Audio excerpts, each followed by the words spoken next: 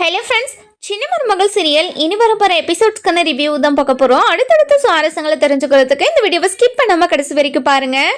நம்ம சேது இருந்துட்டு ராஜாங்கத்தை எப்படியாவது பார்த்தே ஆகணும்னு வக்கீலை கூட்டிட்டு போறாங்க. வக்கீலை கூட்டிட்டு போனதுமே ராஜாங்கத்தை பார்க்கவும் விட்டுறாங்க. நம்ம சேது இருந்துட்டு ராஜாங்க பார்த்த உடனே ரொம்பவே மனசு உடைஞ்சு போயிடுறாங்க. அதுக்கப்புறம் ராஜாங்கத்தை கூட்டிட்டு வந்து ஒரு சேர்ல உட்கார வச்சு தண்ணி கொடுக்குறாங்க. அந்த தண்ணி கையை நடுங்கிக்கிட்டே குடிக்கவும் இதை பார்த்த சேதுக்கும் அப்படியே ரத்த கண்ணீரே வந்தது. அப்பா, உங்களை என்னால இந்த நிலைமையில பார்க்கவே முடியலப்பா, எனக்கு எவ்வளவு கஷ்டமா இருக்குன்னு தெரியுங்களாப்பா. இந்த நிலைமைக்கு இருக்கிற காரணமான அந்த தமிழ்ச்செல்வியை வீட்டை விட்டு அனுப்பிட்டேன்ப்பா. இனிமே அவளால் எந்த ஒரு பிரச்சனையும் வராதுப்பா, எப்படியாவது உங்களை நான் வெளியே கொண்டு வந்துடுறேன், நீங்கள் கவலையப்படாதீங்கப்பா அப்படின்னு சொல்லி அழுதுகிட்டே இருக்காங்க. அந்த நேரம் பார்த்து நம்ம சன்னாசி வராரு. வந்த உடனே நம்ம ராஜாங்கத்தை பார்த்துட்டு, அண்ணன் என்னென்ன இதெல்லாம், எப்படிண்ணே இப்படி ஒரு நிலைமை உனக்கு, இங்கே பாருங்கண்ணே, உங்களுக்கு இப்படி ஒரு நிலமெல்லாம் வரக்கூடாதுன்னு, ஏன்னா இப்படி ஒரு நிலைமை, சேதோ என்னாச்சு சேதோ அப்படின்னு சொல்லி கேட்கவும், சித்தப்பா இங்கே பாருங்க சித்தப்பா அப்படின்னு நடந்த விஷயத்தை எல்லாத்தையும் நம்ம சன்னாசி கிட்ட சொல்கிறாங்க. சொன்ன உடனே ஐயோ இப்படியெல்லாம் நடந்துச்சா அப்படின்னு சொல்லிட்டு வருத்தப்படுறாங்க. இங்கே பாருங்கண்ணே, நீங்கள் வருத்தமே படாதீங்க, கண்டிப்பாக இதில் உங்கள் மேலே எந்த ஒரு தப்பும் இல்லைன்னு எனக்கு தெரியும், அதை நிரூபித்து உங்களை நான் வெளியே கொண்டு வரேன், நீங்கள் கவலையப்படாதீங்க அப்படின்னு சொல்கிறாங்க. அதுக்கப்புறம் போலீஸ், அதாவது இவங்களுக்கு கொடுத்த டைம் முடிஞ்ச உடனே இங்கே பாருங்கள், உங்களுக்கு கொடுத்த டைம் முடிஞ்சிருச்சு, நீங்க வெளியே போகலாம் அப்படின்னு சொல்லிட்டு வெளியே அனுப்பி விட்டுறாங்க. அதுக்கப்புறம் சேதுக்கு பயங்கர கோவம் வருது அந்த தமிழ்ச்செல்வி மேல. அந்த தமிழ்ச்செல்வியை ஏதாவது பண்ணி ஆகணும், அவளை வீட்டை விட்டு அனுப்புனதை மட்டும் என் மனசு ஆறவே இல்லை, அவளை ஏதாவது பண்ணி ஆகணும்னு ரொம்பவே துடிச்சுக்கிட்டே இருக்காரு. அந்த நேரம் பார்த்துதான் நம்ம தமிழ்ச்செல்வி போலீஸ் ஸ்டேஷனுக்கு வராங்க. வந்த உடனே நம்ம தமிழ்ச்செல்வியை பார்த்து சேது ரொம்பவே கோவமாக போய் தமிழ்ச்செல்வியை கழுத்தை பிடிச்சிக்கிறாங்க.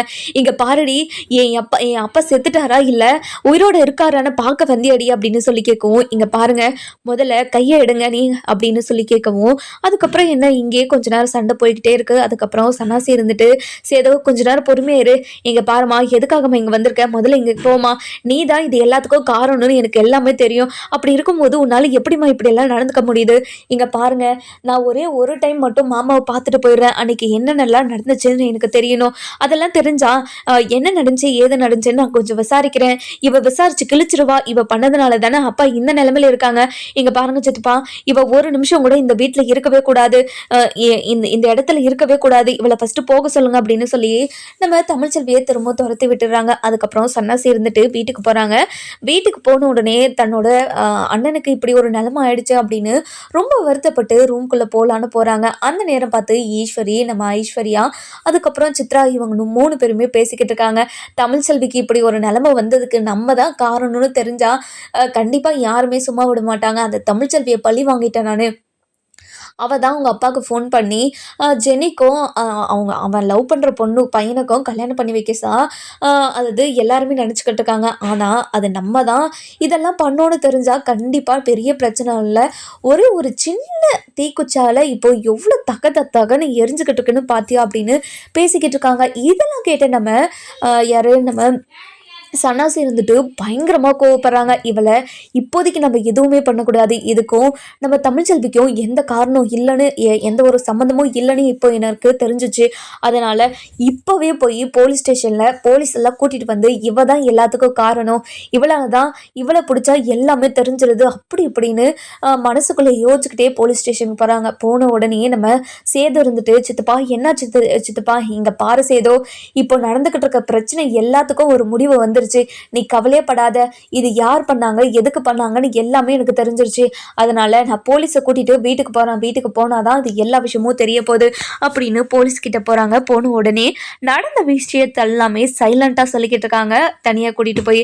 அதுக்கப்புறம் என்ன, அந்த மொட்டை தலை இருந்துட்டு ஒரு 4-5 கான்ஸ்டபிள் போலீஸ் எல்லாத்தையும் கூட்டிட்டு அதாவது ராஜாங்க வீட்டுக்கு போறாங்க. போன உடனே நம்ம சன்னாசி இருந்துட்டு ஈஸ்வரி அப்படின்னு சொல்லி கத்திக்கிட்டே இருக்காங்க. அந்த நேரம் பார்த்து நம்ம அப்பத்தா மோகனா இது மலர் எல்லாருமே வந்துடுறாங்க. வந்த உடனே இதை பார்த்து நம்ம அப்பத்தான் இருந்துட்டு, இங்கே பாரிய சன்னாசி எதுக்கு இவங்கெல்லாம் வந்திருக்காங்க, எதுக்கு போலீஸ் எல்லாம் நமக்கு வீட்டுக்கு வர வச்சிருக்க அப்படின்னு சொல்லி கேட்கவும், இங்கே பாருங்காத்தா நீங்கள் கொஞ்ச நேரம் அமைதியே இருங்க, இப்போ நடக்க போகிறதெல்லாம் பார்த்தா நீங்களே ரொம்ப ஆச்சரியப்படுவீங்க, இந்த பிரச்சனைக்கும் தமிழ்ச்செல்விக்கும் எந்த சம்மந்தமும் இல்லை, தமிழ்ச்செல்வியால் இது எதுவுமே நடக்கலை, தமிழ்ச்செல்வியை பழி வாங்கறதுக்காக இது எல்லாத்தையுமே என் பொண்டாட்டி ஈஸ்வரி தான் பண்ணியிருக்கா அப்படின்னு சொல்கிறாங்க. என்னையா சன்னாசி சொல்ற நீ சொல்றது எல்லாமே உண்மையாப்பா? நீ சொல்றதெல்லாம் என்னால நம்பவே முடியலப்பா. எப்படிப்பா இதெல்லாம் அவளால பண்ண முடியுது அப்படின்னு சொல்லி பேசிக்கிட்டு இருக்கவும் அந்த நேரம் பார்த்து ஈஸ்வரி வந்துடுறாங்க. வந்த உடனே நம்ம சன்னாசி இருந்துட்டு ஈஸ்வரி கிட்ட போயிட்டு, இங்க பாருடி, உண்ட வீட்டுக்கே துரோகம் பண்ணிக்கிட்டு இருக்கேடி நீ. உன்னால உனக்கு எப்படி மனசு வந்துச்சு இப்படி எல்லாம் பண்றதுக்கு? உன்னை பார்த்தா எனக்கு அசிங்கமா இருக்குதுடி, அவமானமா இருக்கு, உன்னை பார்த்தாலே அருவருப்பா இருக்கு, அப்படி இப்படின்னு என்னென்னமோ பேசிக்கிட்டு இருக்காங்க. இதெல்லாம் கேட்டுக்கிட்டு இருந்தேன் நம்ம அதாவது ஈஸ்வரி வந்துட்டு, என்னங்க பேசிக்கிட்டு இருக்கீங்க, நீங்க பேசுறது எதுவுமே எனக்கு புரியவே இல்லை அப்படின்னு சொல்லவும், இங்க பாரடி, கொஞ்ச நேரத்துக்கு முன்னாடி நான் வீட்டுக்கு வந்தேன். நான் ரூம்குள்ள வரும்போது நீ, ஐஸ்வர்யா, சித்ரா, நீங்க 3 பேரும் என்ன பேசிக்கிட்டு இருந்தீங்க? நீங்க பேசினது எல்லாத்தையுமே கேட்டுட்டேன்டி. இந்த குடும்பத்தை அழிக்கிறதுக்காகவும் தமிழ்ச்செல்வியை பழி வாங்கறதுக்காகவும் தானே இது எல்லாத்தையுமே பண்ணியிருக்க அப்படின்னு சொல்லவும், இதை கேட்ட உடனே சேதுக்கு பயங்கரமா ஷாக் ஆகுது. ஐயோ, தமிழ்ச்செல்வி எந்த ஒரு தப்பும் பண்ணாமே அவளை வீட்டை விட்டு துரத்திட்டோமே. ஐயோ, கொஞ்சம் பொறுமையா இருந்திருந்தா எல்லா விஷயமும் நம்மளுக்கு தெரிய வந்திருக்கும். இப்போ பெரிய தப்பு பண்ணிட்டோமே, அவ இனிமே என்னை புருஷனா கூட ஏத்துக்க மாட்டாளே அப்படின்னு ரொம்பவே மனசு வருத்தப்படுறாரு. அதுக்கப்புறம் நம்ம சன்னாசி சொன்னதெல்லாம் கேட்டு போலீஸ் இருந்துட்டு, இங்க பாருங்கம்மா, உங்களை அரெஸ்ட் பண்றதுக்கு வந்திருக்கோம் அப்படின்றாங்க. இங்க பாருங்க சார், இவர் சொன்னா நம்பிடுவீங்களா? இதுக்கு என்ன ஆதாரம் இருக்கு? இங்க பாருங்கம்மா, ஆதாரம்லாம் தேவையில்லை. நீங்க உங்களை விசாரிக்கிற முறையில விசாரிச்சா நீங்க எல்லா உண்மையும் சொல்ல போறீங்க. அதுக்கு எதுக்குமா ஆதாரம் எனக்கு? வாங்கம்மா, இங்க பாருங்க, இவங்களை அரெஸ்ட் பண்ணுங்க அப்படின்னு சொல்றாங்க. இதை கேட்ட உடனே, இங்க பாருங்க, உங்க பொண்டாட்டியை போலீஸ்ல பிடிச்சு கொடுக்குறோன்ற ஒரு குற்ற உணர்ச்சி கூட உங்களுக்கு இல்லையாங்க அப்படின்னு சொல்லி கேட்கவும், இங்க பாருடி, நல்லவங்களா இருந்தா பரவாயில்ல, உன்ன மாதிரி ஒரு கேடு கெட்டவளை பிடிச்சு கொடுக்கறதுல தப்பே கிடையாதுடி. எப்படி உன்னால இந்த வீட்டுக்கு இவ்வளோ பெரிய துரோகத்தை பண்ண முடிஞ்சிச்சு? என்னோட அண்ணன் உனக்கும் சரி, இந்த வீட்டில் இருக்கிற எல்லாருக்கும் சரி, பார்த்து பார்த்து ஒவ்வொரு விஷயத்தையும் பண்ணிக்கிட்டு தான் இருக்காரு. ஆனா அவருக்கே இப்படி ஒரு நிலைமையை ஏற்படுத்தி விட்டுட்டியடி. அதுவும் அவர் எந்த ஒரு தப்பும் பண்ணாம இவ்வளோ பெரிய தண்டனை அனுபவிச்சுட்டு இருக்காரு. உன்னை நான் சும்மாவே விட மாட்டேன். ஜென்மத்துக்கும் நீ வெளியவே வரக்கூடாது. உனக்கு கடைசியா தூக்கு தண்டனையை நான் கொடுக்க சொல்லுவேன்டி. கண்டிப்பா இதுதான் நடக்கும் அப்படின்னு சொல்றாங்க. இதை கேட்ட சித்ரா இருந்துட்டு, என்னப்பா அம்மாவை பார்த்து இப்படி எல்லாம் பேசிக்கிட்டு இருக்கீங்க? எப்படிப்பா அம்மாவை பார்த்து உங்களால இப்படி பேச முடியுது அப்படின்னு சொல்லி கேட்கவும், இதெல்லாம் கேட்டுக்கிட்டு இருந்தது நம்ம சேது வந்துட்டு ரொம்பவே கோவமா, இங்க பாருங்க சின்னம்மா, இது எல்லாத்துக்கும் நீங்க தான் காரணமா? அது தெரியாம என்னோட பொண்டாட்டியே நான் வீட்டை விட்டு துரத்திட்டேனே, அதை பார்த்துக்கிட்டே நீங்க ரசிச்சுக்கிட்டு இருந்தீங்க. தமிழ்ச்செல்வியை பழி வாங்கறதுக்காக தான் இப்படியெல்லாம் பண்ணியிருக்கீங்க. உங்களை நான் சும்மாவே விட மாட்டேன். இங்க பாருங்க சார், இவங்களை ஃபர்ஸ்ட் அரெஸ்ட் பண்ணுங்க சார், இவங்க கிட்ட பேசிக்கிட்டு இருக்கிறதே வேஸ்ட் அப்படின்னு சொல்லி நம்ம சேது இருந்துட்டு போலீஸ் கிட்ட சொல்லவும், போலீஸ் இருந்துட்டு, இங்க பாருங்க, எப்போ எதை பண்ணணும்னு எனக்கு தெரியும். இங்க இருக்கிற யாருமே எங்களுக்கு கிளாஸ் இருக்கலாம் தேவையில்ல அப்படின்னு சொல்லிடுறாங்க. அதுக்கப்புறம் நம்ம தமிழ்ச்செல்வி இருந்துட்டு ரொம்பவே அழுதுகிட்டே தன்னோட மாமாவுக்கு என்னாச்சோ ஏதாச்சோன்னு தெரியாம தன்னோட வீட்டுக்கு போயிட்டு இருக்காங்க. அதுக்கப்புறம் வசந்த் இருந்துட்டு, இங்க பாரு தமிழ், என்ன தமிழாச்சு, இங்க பாரு, இங்க பாரு, கண்டிப்பா எந்த பிரச்சனையா இருந்தாலும் சொல்லு, நம்ம சரி பண்ணிக்கலாம். என்னாச்சு, மாப்பிள்ளைக்கும் உனக்கும் என்ன சண்டை அப்படின்னு சொல்லி கேட்கவும், இங்க பாருங்கம்மா அப்படின்னு நடந்த விஷயத்தை எல்லாத்தையும் சொல்றாங்க. நான் சொன்னலாமா, ஏற்கனவே உங்ககிட்ட சொன்னலாம், 6 மாசம் என்னை தலையில தூக்கி வச்சு ஆடுவாங்க, அடுத்த நிமிஷமே என்ன கீழே போட்டு மிதிப்பாங்கன்னு சொன்னனா இல்லையாமா? அதே மாதிரி நடந்துச்சா இல்லையா? இனிமே அவங்க அந்த வீட்டில் இருந்து யார் நம்ம வீட்டுக்கு வந்தாலும் இல்லை என்னை அந்த அந்த வீட்டில் ஏற்றுக்க சொல்லி சொன்னாலோ நீ அதை ஏற்றுக்கவே கூடாது. கண்டிப்பாக அது ஒன்று மட்டும் நடந்துடவே கூடாது. அதுக்கு நீங்கள் தான் கரெக்டாக இருக்கணும் அப்படி இப்படின்னு சொல்கிறாங்க. இதை கேட்ட உடனே, இங்கே பாரு தமிழ், ஏதோ கோவத்தில் அப்பாவுக்கு இப்படி ஆயிடுச்சுன்னு நினச்சி அப்படி பேசியிருப்பாரு மாப்பிள்ளை. மனசில் எதையும் வச்சு பேசியிருக்க மாட்டாரு. நீ இப்படியெல்லாம் தப்பாக நினைக்காத தமிழ். இங்கே பாருங்கம்மா, திரும்ப திரும்ப அவங்க அந்த குடும்பத்துக்கு ஏதாவது சப்போர்ட் பண்ண அவ்வளோதான் உனக்கு. திரும்ப அவங்களுக்கு சப்போர்ட் பண்ணுற வேலையெல்லாம் என்கிட்ட வச்சுக்காத அப்படின்னு சொல்லி இந்த பக்கம் பேசிக்கிட்டு இருக்காங்க. இன்னொரு பக்கம் பார்த்தீங்கன்னா, நம்ம சேது இருந்துட்டு தமிழ்ச்செல்வியை நினச்சி ரொம்ப வருத்தப்பட்டுக்கிட்டு இருக்காங்க. அதுக்கப்புறம் நம்ம ஈஸ்வரி இருந்துட்டு ரொம்பவே கோவமா, இங்கே பாருங்க, இந்த விஷயத்துக்கும் எனக்கும் எந்த சம்மந்தமும் கிடையாது. எப்படி சொல்கிறீங்க நான் தான் இதெல்லாம் பண்ணேன்னு? இங்கே பாருங்க, ஆதாரம் இருந்தால் மட்டும்தான் என்னை அரெஸ்ட் பண்ண முடியும், இல்லைன்னா என்னை அரெஸ்ட் பண்ண முடியாது அப்படின்னு சட்டத்திட்டங்களில் எல்லாத்தையும் பேசிக்கிட்டு இருக்காங்க. இதெல்லாம் கேட்டு சாவித்திரி இருந்துட்டு, இங்கே பாருங்க, இப்படி பண்ணுற ஆளு தான் இவங்க, முதல்ல இவங்களை அரெஸ்ட் பண்ணி உள்ளே போடுங்க. இப்படி இவங்களை வெளியே விட்டு இருக்கிறதுனால தானே இவங்க அவ்வளோ திமிரி போய் எல்லாரையும் பழி வாங்கிக்கிட்டு இருக்காங்க. அதனால இவங்க முதல்ல வீட்டை விட்டு அனுப்புங்க அப்படின்னு சொல்றாங்க. என்ன மதனி, என்ன அத்தாச்சி, என்ன பண்ணிக்கிட்டு இருக்கீங்க நீங்க இந்த வீட்டை விட்டு போனா நானும் இந்த வீட்டை விட்டு போகணும்னு நினைச்சுக்கிட்டு இருக்கீங்களா? இங்க பாருங்க மதனி, நீங்க பண்ண தப்புக்கு நீங்க தண்டனையை அனுபவிச்சு தானே ஆகணும். உங்களை நான் சும்மாவே விட மாட்டேன். எங்களுக்கு இவ்வளோ பெரிய துரோகத்தை பண்ணியிருக்கீங்க. நீங்க இவ்வளோ பெரிய துரோகத்தை பண்ணதுனால தான் கண்டிப்பா நான் இது எல்லாத்தையும் எடுத்துட்டு போய் போலீஸ்கிட்ட சொல்லி உங்களை நானே அரெஸ்ட் பண்ண வைக்கலான்னு இருந்தேன். ஆனால் அதுக்கு முன்னாடி உங்கள் புருஷனே வந்து இது எல்லாத்தையும் போலீஸ்கிட்ட சொல்லி போலீஸை வீட்டுக்கு வர வச்சிருக்காங்க. இங்கே பாருங்கள் சார், இவங்க கிட்ட பேசிக்கிட்டே இருந்தால் நம்ம பேசிக்கிட்டே தான் இருக்கணும். இவங்க கிட்ட என்ன பேசுறதை விட்டுட்டு நம்ம போய் நம்ம வேலையை பார்க்கலாம் வாங்க அப்படின்னு சொல்லி கூட்டிகிட்டு போயிடுறாங்க. இன்னொரு பக்கம் பார்த்தீங்கன்னா நம்ம ராஜாங்க இருந்துட்டு ரொம்பவே உடம்புக்கு முடியாமல் மயக்கம் போட்டு கீழே விழுந்துடுறாரு. போலீஸ் எல்லாம் கூட்டிகிட்டு போய் ஹாஸ்பிட்டலில் அட்மிட் பண்ணுறாங்க. இது தெரிஞ்ச சேது இருந்துட்டு ரொம்பவே பதறி போய் ஹாஸ்பிட்டலுக்கு ஓடுறாங்க. ஓடி போய் தன்னோட அப்பாவுக்கு என்னாச்சோ ஏதாச்சோன்னு பதறி போய் பார்த்துக்கிட்டு இருக்காங்க. அதுக்கப்புறம் என்ன, இங்க பாருங்க சார், என் அப்பாவுக்கு என்னாச்சு, என் அப்பாவை எதுக்காக இப்படி அடிச்சிங்க, என் அப்பா எந்த ஒரு தப்புமே பண்ணாம எதுக்காக இவ்வளவு பெரிய தண்டனை எங்க அப்பாவுக்கு கொடுத்தீங்க, உங்களுக்கெல்லாம் மனசாட்சின்னு ஒன்று இல்லவே இல்லையா, அப்படி இப்படின்னு என்னென்னமோ தன்னோட மனசுல இருக்க ஆதங்கத்தெல்லாம் கொட்டி தீர்த்துக்கிட்டு இருக்காரு. அதுக்கப்புறம் போலீஸ் இருந்துட்டு இங்க பாருங்க, எந்த கேஸுக்கு எப்படி விசாரிக்கிறதுன்னு ஒரு முறை இருக்கு, அந்த முறையில தான் விசாரிச்சிருக்காங்க. இப்படி இந்த கேஸுக்கு இப்படிதான் விசாரிப்பாங்க. இங்க பாருங்க, உங்க உங்க அப்பா மேல கம்ப்ளைண்ட் வந்திருக்கு. அது மட்டும் இல்லாம எல்லா ஆதாரமுமே உன்னோட அப்பாவுக்கு எதிராக தானே இருந்துச்சு. அப்படி இருக்கும்போது நாங்க என்ன பண்ண முடியும், நாங்க எதுவுமே பண்ண முடியாது தெரியுமா அப்படின்னு சொல்லி பேசிக்கிட்டு இருக்காங்க. இங்க பாருங்க, என் அப்பா மேலே கை வச்சுட்டீங்கல்ல, உங்க யாருமே நான் சும்மாவே விட மாட்டேன் அப்படி இப்படின்னு என்னென்னமோ பேசிக்கிட்டு இருக்காங்க. அதுக்கப்புறம் நம்ம ஈஸ்வரியை அரெஸ்ட் பண்ணிடுறாங்க. ஈஸ்வரியை மட்டும் இல்ல, நம்ம சித்ரா, அதுக்கப்புறம் யாரு ஐஸ்வர்யா, இவங்க 3 பேருமே அரெஸ்ட் பண்ணி அது போலீஸ் ஸ்டேஷனுக்கு கூட்டிட்டு போய் செல்லில் போட்டுடுறாங்க. அதுக்கப்புறம் நம்ம அதாவது ஜெனியோட அப்பாவையும் அம்மாவையும் அவங்களும் போலீஸ் ஸ்டேஷனில் தான் இருக்காங்க. அதுக்கப்புறம் ஜெனி போலீஸ் ஸ்டேஷனுக்கு வந்து இங்கே பாருங்கள் சார், என்னோட சக்திக்கு என் சக்திக்கு இப்படி ஒரு நிலைமை ஆனதுக்கு காரணமானவங்க யாருமே உயிரோடே இருக்கக்கூடாது, அவங்களுக்கு எல்லாருக்கும் நீங்கள் தூக்கு தண்டனை வாங்கி கொடுக்கணும் சார் அப்படின்னு சொல்கிறாங்க. இங்கே பாருங்கம்மா, தூக்கு தண்டனைலாம் வாங்கி கொடுக்க முடியாதுமா, இதுக்கு என்ன தண்டனையோ கண்டிப்பாக அவங்க அனுபவிப்பாங்க, நீ கவலையப்படாத அப்படின்னு சொல்கிறாங்க. இதை கேட்ட உடனே நம்ம ஜெனி இருந்துட்டு ரொம்பவே வருத்தப்படுறாங்க. இங்கே பாருங்கள் சார், நாங்கள் யாருக்கும் எந்த ஒரு துரோகமோ இல்லை யாருக்கும் எந்த ஒரு கஷ்டமோ கொடுக்கலையே, எங்களுக்கு மட்டும் எதுக்காக இப்படியெல்லாம் ஒரு கஷ்டத்தை எனக்கு கொடுத்துருக்காங்க, கடவுளே எப்படியாவது என்னோட சக்தியை திரும்ப கண் முன்னாடி கொண்டு வந்துடு அப்படி இப்படின்னு சொல்லி அழுதுகிட்டே இருக்காங்க. அதுக்கப்புறம் என்ன, நம்ம சேது இருந்துட்டு ஜெனிக்கிட்ட போயிட்டு இங்கே பாரு ஜெனி, உன்னோட நிலைமை எனக்கு புரியுது, ஆனால் இதுக்கும் என்னோட அப்பாவுக்கும் எந்த சம்மந்தமும் இல்லை, அது முதல்ல நீ புரிஞ்சுக்கோ, கட்சியில் இருக்கிற ஆளுங்க எல்லாமே சேர்ந்து இப்படி ஒரு விஷயத்த பண்ணியிருக்காங்க, நீ கவலைப்படாத, கண்டிப்பாக உன்னோட வாழ்க்கை மாறும் அப்படின்னு சொல்லி ஆறுதல் சொல்லிக்கிட்டு இருக்காங்க. இங்கே பாருங்கள், நீங்கள் என் கூட பேசவே பேசாதீங்க, என்னையும் சக்தி அண்ணனையும் சேர்த்து வச்சதுனால தானே இப்போது தமிழ்ச்செல்வியை வீட்டை விட்டு அனுப்பிட்டீங்க, அது மட்டும் இல்லாமல் தமிழ்ச்செல்வி மேலே எவ்வளோ பெரிய பழியை தூக்கி போட்டிருக்கீங்க, இனிமே நீங்கள் யாருமே என் கூட பேசவே பேசாதீங்க, உங்ககிட்ட பேசணுன்ற அவசியமும் எனக்கு கிடையாது அப்படி இப்படின்னு என்னென்னமோ பேசி நம்ம சேது மனசை கஷ்டப்படுத்திட்டாங்க. அதுக்கப்புறம் நம்ம சேது இருந்துட்டு இங்கே பாரு ஜெனி, இங்கே பாருங்க, என் கூட பேசவே பேசாதீங்க அப்படின்னு சொல்லிடுறாங்க. அதுக்கப்புறம் என்ன, நம்ம ஜெனி இருந்துட்டு ரொம்பவே கோவமாகவும் ஆத்திரமாகவும் வீட்டுக்கு போகிறாங்க. இந்த பக்கம் பார்த்தீங்கன்னா நம்ம ராஜாங்கத்து இப்போ தான் கண்ணு முழிச்சிருக்காரு. முழிச்ச உடனே நம்ம சேது உள்ளே போயிட்டு, அப்பா என்னாச்சுப்பா, இப்போ நல்லா இருக்கீங்களா, இப்போ உங்களுக்கு ஒன்றும் இல்லைல்ல, இப்போ எப்படி இருக்குப்பா அப்படின்னு சொல்லி கேட்கவும், சேது என்னால் முடியல சேது, என்னை ரொம்ப அடிச்சிட்டாங்க சேது, நான் இதை பண்ணலைன்னு எவ்வளவோ முறை சொன்னேன், ஆனால் அவங்க எதுவுமே கேட்காம என்னை இப்படியெல்லாம் போட்டு அடிச்சிட்டாங்க, என்னால் முடியல சேது, எனக்கு ரொம்ப ஒரு மாதிரி மயக்கமாக வருது சேது அப்படின்னு தான் மனசில் இருக்கிற பாரத்தை எல்லாத்தையும் சேதுக்கிட்டே இறக்கி வைக்கிறாங்க. இதை கேட்டு நம்ம சேதுக்கு பாரம் அப்படியே ஏறிக்கிட்டே இருக்கிற மாதிரி இருக்குது.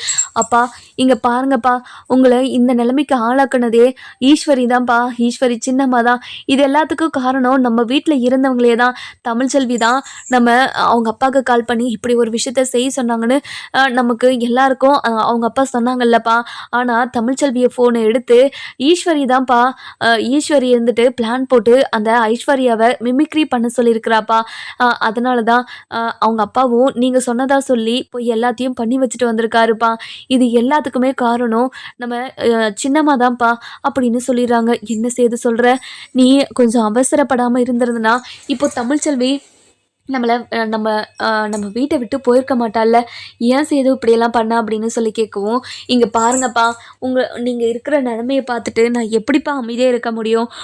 உங்களை இந்த நிலைமைக்கு ஆளாக்குனவங்கள சும்மாவே விடக்கூடாதுன்னு தான்ப்பா அவகிட்ட போய் அப்படியெல்லாம் பேசினேன். ஆனால் அவள் மேலே ஒரு துளி கூட தப்பே இல்லாத போது அவள் எப்படிப்பா இவ்வளோ பெரிய கஷ்டத்தை தாங்கியிருப்பா? எனக்கு ரொம்ப கஷ்டமாக இருக்குதுப்பா. அவகிட்ட நான் சத்தியம் பண்ணியிருந்தேன், இனிமேல் உன்னை சந்தோஷமாக பார்த்துக்கிறேன், உன்னை கண் கலங்காமல் வச்சுக்கிறேன்னு நான் சொன்னேன்ப்பா. ஆனால் நான் சொன்னபடி ஒரே ஒரு நாள் கூட அந்த சத்தியத்தை என்னால் காப்பாற்ற முடியலப்பா. எனக்கு ரொம்ப கஷ்டமாக இருக்குது. தமிழ்ச்செல்வியை நம்பாமல் போயிட்டனே அப்படின்னு நினச்சி ஒவ்வொரு நொடியும், ஒவ்வொரு நிமிஷமும், ஒவ்வொரு மணி நேரமும் அப்படியே வருத்தப்பட்டுக்கிட்டே இருக்காங்க. அதுக்கப்புறம் என்ன, இதெல்லாம் தெரிஞ்சுக்கிட்ட நம்ம மோகனா இருந்துட்டு, இங்கே பாரு ஈஸ்வரி, என் புருஷனுக்கு இப்படி ஒரு நிலைமையை ஏற்படுத்திட்டல, நீ இனிமே ஜென்மத்துக்கும் வெளியே வரவே முடியாது. இந்த வீட்டுக்குள்ளே இருந்துட்டு தமிழ்ச்செல்வி மேலே பழிய போட்டுட்டு எப்படி உன்னால் இப்படியெல்லாம் பண்ண முடிஞ்சுச்சு? உனக்கு மனசாட்சின்றது ஒன்று இருக்குதா இல்லையா? நீ எத்தனை தப்பு பண்ணாலையும் என்னோட புருஷன் உன்னை வீட்லேயே வச்சிருந்தாருல, அதுக்கு பண்ண நீ பேயாச்சித்தமா இது. இங்கே பாரு, இனிமே என்ன ஆனாலும் நீ இந்த வீட்டுக்குள்ளே காலடி எடுத்து வைக்கவே கூடாது. நீ முதல்ல இங்கேருந்து கிளம்பு அப்படி இப்படின்னு நம்ம ஈஸ்வரி பக்கம் கோவமாக பேசிக்கிட்டு இருக்காங்க. இங்கே பாருங்க அக்கா, நீங்களாவது என்னை புரிஞ்சுக்கோங்கக்கா. என்னத்தை புரிஞ்சுக்கிறது? இப்போது ஜெயிலில் இருக்கீங்களே, ஜெயிலே நல்லா கழுத்தினுங்க. இனிமேல் யாருமே இந்த பக்கம் வரவே கூடாது அப்படின்ற மாதிரி ரொம்ப கோவமாக நம்ம மோகனா இருந்துட்டு சொல்கிறாங்க.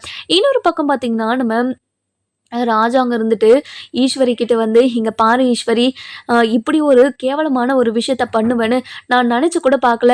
எதுக்காக இப்படி ஒரு கேவலமான விஷயத்த பண்ண அப்படின்னு சொல்லிட்டு ரொம்ப கோவமாக பேசவும், இதை கேட்ட நம்ம ஈஸ்வரி இருந்துட்டு, மாமா என்னை மன்னிச்சிருங்க மாமா, ஏதோ தமிழ்ச்செல்வியை இந்த வீட்டை விட்டு எப்படியாவது துரத்திடணும் அப்படின்றதுக்காக தான் இப்படி ஒரு விஷயத்த பண்ணனே தவிர வேற எதுக்காகவும் இப்படி ஒரு விஷயத்த பண்ணலை மாமா, என்னை மன்னிச்சிருங்க மாமா அப்படின்னு சொல்கிறாங்க. இதை கேட்ட உடனேயே நம்ம ராஜாங்கத்துக்கு பயங்கர கோவம் வந்து, நிறுத்து, உன்னை போய் எவ்வளோ தப்பு பண்ணியோ உன்னை வீட்டுக்குள்ளேயே வச்சிருந்தேன் பாத்தியா, என்ன சொல்லணும், இனிமே நீ எந்த ஜென்மத்துக்கும் எங்கள் வீட்டுக்கு வரவே முடியாது அப்படின்னு சொல்லிடுறாங்க. அதுக்கப்புறம் சாவித்திரியும் நம்ம தாமரையும் ஈஸ்வரி கிட்ட போயிட்டு, எங்கள் 2 பேருக்கும் எவ்வளோ பெரிய துரோகத்தை நீங்கள் பண்ணுங்க, அதனால தான் இவ்வளோ பெரிய தண்டனையை நீங்கள் அனுபவிச்சுக்கிட்டு இருக்கீங்க, அனுபவிங்க, இனிமே ஜென்மத்துக்கும் நீங்கள் வெளியவே வர முடியாது, அவ்வளோ பெரிய பாவத்தை நீங்கள் பண்ணியிருக்கீங்க, கண்டிப்பாக என்னோட அண்ணன் எங்களை கூட மன்னிச்சிருவாரு, ஆனால் உங்களை மன்னிக்கவே மாட்டாரு, ஏன்னா நீங்கள் பண்ணது பச்சை துரோகம், அந்த பச்சை துரோகத்தை என்னோட அண்ணன் எப்படி மன்னிப்பாரு, கண்டிப்பாக மன்னிக்கவே மாட்டாரு, நீங்கள் இப்படி இருந்து கடந்து சாவுங்க அப்படின்னு சொல்கிறாங்க. இதை கேட்ட ஈஸ்வரி இருந்துட்டு, இங்கே பாரு சாவித்திரி, என்ன நான் இப்படி இருந்துருவேன்னு நினச்சிக்கிட்டு இருக்கியா? கண்டிப்பாக நான் இப்படியெல்லாம் இருந்துட மாட்டேன், உங்களை எல்லாரையும் நான் பழி வாங்கி தீருவேன் அப்படின்னு சொல்கிறாங்க. என்ன சொல்கிற நீ? இந்த நிலைமையிலையும் பழி வாங்குற எண்ணன்றது போகவே இல்லையா உனக்கு தண்டனை கிடைச்சும் அந்த எண்ணம் போகவே மாட்டேங்குதுல, இன்னும் தண்டனை அனுபவிச்சாதான் உனக்கு புரியும், இதுக்கு மேலே நாம் எந்த ஒரு தப்பும் பண்ணக்கூடாதுன்னு. நான் இப்போது ஒரு பிச்சைக்காரனை கல்யாணம் பண்ணிக்கிட்டு போய் அங்கே கஷ்டப்பட்டதுனால தான், எனக்கு தண்டனையை அனுபவிச்சதுனால தான் எனக்கு புத்தியை வந்திருக்கு. இனிமேல் யாரோட பேச்சுக்கும் போகாமல் தன்னோட சந்தோஷத்துக்காக வாழணும், அவங்க சந்தோஷத்துக்கு அவங்க வாழ்கிறாங்க, அவங்க இஷ்டத்துக்கு அவங்க வாழ்கிறாங்க, நம்ம இஷ்டத்துக்கு நம்ம வாழ போகிறோம், நம்ம யாரையும் கஷ்டப்படுத்தக்கூடாதுன்ற ஒரு எண்ணமே எனக்கு அப்போ தான் வந்துச்சு அப்படின்னு சொல்கிறாங்க. இதை கேட்ட உடனே நம்ம ஈஸ்வரி இருந்துட்டு ரொம்பவே கோவமாக, இங்கே பாரு, முதல்ல இங்கேருந்து போயிடு அப்படின்னு சொல்லிடுறாங்க. இன்னொரு பக்கம் பார்த்தீங்கன்னா நம்ம சேது இருந்துட்டு ராஜாங்கத்துக்கிட்ட, அப்பா தமிழ்ச்செல்விக்கிட்ட நான் எப்படிப்பா அவள் மூஞ்சில் முழிப்பேன், அவகிட்ட இப்படியெல்லாம் பேசிட்டு எப்படிப்பா அவளை நம்ம வீட்டுக்கு கூப்பிடுவேன், கண்டிப்பாக அவள் வரவே மாட்டாப்பா, நான் செத்தாலும் இனிமே உங்களை நான் உறவாக ஏற்றுக்கவே மாட்டேன் அப்படின்னு சொல்லிட்டாப்பா அப்படின்னு சொல்கிறாங்க. இதை கேட்ட உடனே ரொம்பவே கோவமாக என்ன பண்ணுறது ஏது பண்ணுறதுன்னு தெரியாமல் முழிச்சுக்கிட்டு இருக்காங்க. அதுக்கப்புறம் என்ன, நம்ம அப்போ இருந்துட்டு ரொம்பவே கோவமாக சேதுக்கிட்டே, இங்கே பாரியா சேதோ, உங்ககிட்ட நான் அப்போவே சொன்னேன்னா இல்லையா, நீ கொஞ்சம் பொறுமையாக இரியான்னு சொல்லிட்டு, ஆனால் நான் சொன்னதை கேட்காம நீ பாட்டுக்கு தமிழ்ச்செல்விக்கிட்ட கண்டதையும் பேசிட்ட, தமிழ்ச்செல்வியோட மனசு எவ்வளோ கஷ்டப்பட்டிருக்கோம், எந்த ஒரு தப்புமே பண்ணலை உங்ககிட்ட எத்தனை முறை சொல்லியிருப்பா, ஆனால் நீ எதுவுமே நம்பாமல் இப்படி பண்ணிட்டியா அப்படின்னு சொல்லி ரொம்பவே வருத்தப்பட்டுக்கிட்டு இருக்காங்க. இதெல்லாம் கேட்ட நம்ம மோகனா இருந்துட்டு, இங்கே பாருங்கத்த, சேது மட்டும் இல்லை, நானும் தமிழ்ச்செல்வி தான் இது எல்லாத்தையுமே பண்ணா அப்படின்னு நம்பினேன். அவன் மேலே ரொம்பவும் கோவம் வந்துச்சு. சேதுவோட அதிகமான கோவம் எனக்கு வந்துச்சு. அப்படி இருக்கும்போது சேது என்ன பண்ணுவான் சொல்லுங்க? இங்க பாருங்க, அவளை சும்மாவே விடக்கூடாது அப்படின்னு எனக்கும் தோணுச்சு. அப்படி இருக்கும்போது சேதுக்கும் தோணுது தப்பு இல்லையே அப்படின்னு சொல்றாங்க. அதுக்குன்னு தமிழ்ச்செல்வி அவளும் ஒரு மனுஷி தானே, அவளை இப்படியெல்லாம் கஷ்டப்படுத்தினா அவளுக்கும் கோவம் வரும்ல, எப்படி அவளுக்கு கோவம் வராம இருக்கும் அப்படின்னு சொல்லிட்டு நம்ம அப்பதான் சொல்லவும், அதுக்கப்புறம் ராஜாங்க இருந்துட்டு ரொம்பவே கோவமா, இங்க பாரு சேது, என்னதான் இருந்தாலும் நான் வர வரைக்கும் நீ எதுவுமே பேசாம இருந்திருக்கணும். எப்படி சேது உன்னால இப்படியெல்லாம் பேச முடிஞ்சிச்சு? அவ என்னதான் இருந்தாலும் உன்னோட பொண்டாட்டி இல்ல, உன்னோட பொண்டாட்டி கிட்ட நீ எப்படி பேசுறது என்ன ஏதுன்னு உனக்கு தெரியாதா? எதுக்காக இப்படியெல்லாம் பேசிக்கிட்டு இருந்த நீ? இப்படியெல்லாம் பேசவே கூடாதுன்னு உனக்கு தெரியவே தெரியாதா அப்படின்னு சொல்லி கேட்கவும், இதை கேட்ட உடனே நம்ம ஈஸ்வரி, அதாவது நம்ம சாவுத்திரி இருந்துட்டு, இங்க பாருங்கண்ணே, இது எல்லாத்துக்கும் காரணம் அந்த ஈஸ்வரி தான். அந்த ஈஸ்வரி தப்பு பண்றப்போவே நீங்க வீட்டை விட்டு துரத்திருந்தீங்கன்னா அவங்களுக்கு புத்தி வந்திருக்கும். இப்போ உங்களை இந்த நிலைமைக்கு ஆளாக்கினதுக்கு அப்புறம் தானே நீங்க இப்போ அவங்கள வீட்டை விட்டு துரத்திருக்கீங்க. இங்க பாருங்கண்ணே, கண்டிப்பா உங்களுக்கு மனசாட்சிருந்து ஒண்ணு இல்லவே இல்லைன்னு நீங்க வருத்தப்படாதீங்க. கண்டிப்பா உங்களோட மனசுக்கு ஏத்த மாதிரி உங்களுக்கு ஒரு நல்ல கண்டிப்பா நம்ம தமிழ்ச்செல்வியை புரிஞ்சுக்கிட்டு வீட்டுக்கு வந்துருவாங்க அப்படின்னு சொல்றாங்க. அதுக்கப்புறம் நம்ம சேது இருந்துட்டு, அப்பா நான் இப்பவே போறேன், இப்பவே போய் தமிழ்ச்செல்வி கிட்ட மன்னிப்பு கேட்டு அவளை கூட்டிட்டு வரேன்ப்பா. இங்க பாரு சேது, கொஞ்ச நாள் போட்டும் இரு, கொஞ்ச நாள் போனா மட்டும்தான் அவளோட மனசுல இருக்கிற கஷ்டமோ கோவமோ தீரும். அதுக்கப்புறம் நம்ம பேசிக்கலாம். இல்லப்பா, என்னால இதை அது வரைக்கெல்லாம் வெயிட் பண்ண முடியாது. அவ வாயும் வயிறுமா இருக்கும்போது அவளை கண்டபடி பேசி அவளை காயப்படுத்தி அனுப்பிட்டேனப்பா.